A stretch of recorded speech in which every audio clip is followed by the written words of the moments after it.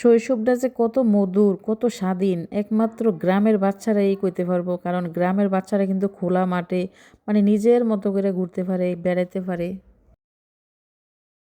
এর মধ্যে কিন্তু সবচেয়ে বড় একজন আমি। আজকে আমার একটা দাওয়াত আছিল, দাওয়াত হইলো পিকনিকের দাওয়াত। আমাদের গ্রামের বাসাটারে জোলাপাতি কয়। আমার জীবনটাই কিন্তু আছিল একটা জোলাপাতির অংশ, কারণ আমি সব সময় জোলাপাতি নিয়ে ব্যস্ত থাকতাম। আমার অনেক ছোট ছোট পাতিলে ছিল, তারপরে চুলা বানানি আমার একটা নেশা। তো আমি ছোট ছোট চুলা প্রায় সময় বানাইতাম, বানাই আমি চুলার মধ্যে জোলাপাতি খেলতাম। তারপরে হইলো ছোট পাতিলে ধান সিদ্ধ করতাম। তারপরে পুতুল খেলা ছিল আমার আরেকটা নেশা। আমার সবসময় শুধু খালি একটাই টার্গেট থাকতো, আমার স্কুল কোন সময় ছুটি হইব, কোন সময় পুতুল নিয়ে খেলবো। তো এখন দেখেন আজকের পিকনিকের আয়োজন হইতেছে খিচুড়ি, তারপরে হইলো ডিম ভাজা, তারপরে হইলো বেগুন ভাজা। তো এখানে কিন্তু আমার খুদে বন্ধুরা কিন্তু অনেক কষ্ট করতেছে। তারপরে হইলো ছাদের প্রকৃতিটা অনেক সুন্দর। এদিকে দেখেন মরিচ গাছে মরিচ লাগাইছে তাজুবের মরিচ গাছে মরিচ ধরছে। এই হলো সিয়াম আর এই হলো বুসরা কিন্তু অনেক গাছ প্রেমী। বুসরা কিন্তু উপজেলা থাকতে অনেক গাছ লাগাইতো। বুসরার এখনো কিছু গাছ আছে, তার মধ্যে সবচেয়ে অন্যতম গাছ হইলো মেহেদি গাছ আর হইলো সিয়াম আসলে একসময় অনেক দুষ্ট। মাশাল্লাহ সিয়াম কিন্তু এখন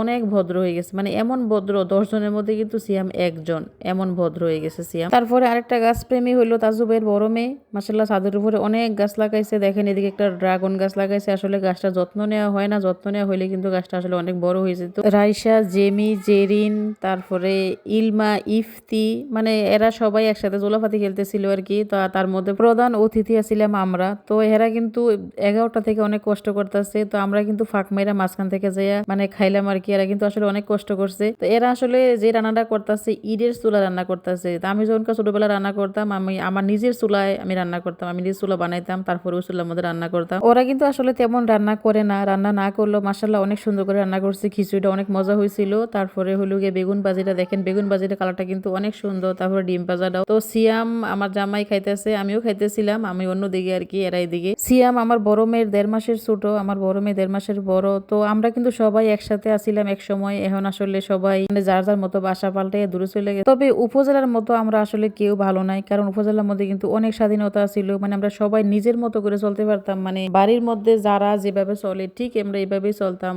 সবাই প্রতিবেশীর মতো আর কি। সবার সাথে একটা ভালো একটা সম্পর্ক আছিল। তো এখন কিন্তু হেরা খাওয়ার আয়োজন করতেছে। আমরা কিন্তু আগে প্লেটে খাইছি। আসলে এই কোলা পাতার মধ্যে বৈশাখ খাওয়ার আমার অনেক ইচ্ছা ছিল, আসলে আমি খাইতে পারি নাই, কারণ আমরা সবাই আগে খাইছি, এরা পরে খাইতেছে। তো এদের খাবারের পরিবেশটা কিন্তু সবচেয়ে সুন্দর ছিল, মানে সবচেয়ে মজার খাবার হইলো এটা, সবাই একসাথে বৈশাখ খাওয়া আর কি। তো আসলে এদের খাবারটা দেখে আমার হিংসা হইতেছে, কারণ আমি খাইতে পারি নাই।